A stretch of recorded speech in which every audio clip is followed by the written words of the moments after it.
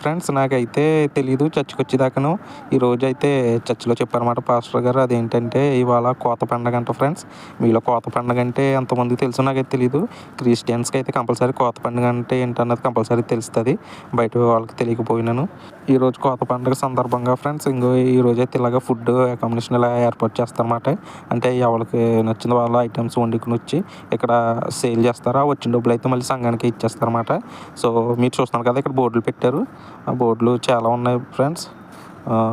గారెలు, బూరెలు, అలాగే కొబ్బరన్నం, పచ్చిరొల్లు బిర్యానీ చాలా రకాలు ఉంటాయి ఫ్రెండ్స్. ఇక్కడ ఓన్లీ తెలుగు చర్చ్‌లే కాకుండా తమిళ్ ఉంటుంది, కన్నడ ఉంటుంది, ఫిలిప్పీన్సీ ఉంటుంది, ఇథియోపియా ఉంటాయి. చాలామంది కంట్రీస్‌లో ఉంటాయి. పాకిస్తాన్ వాళ్ళ చర్చ్‌లు కూడా ఉంటాయి ఫ్రెండ్స్.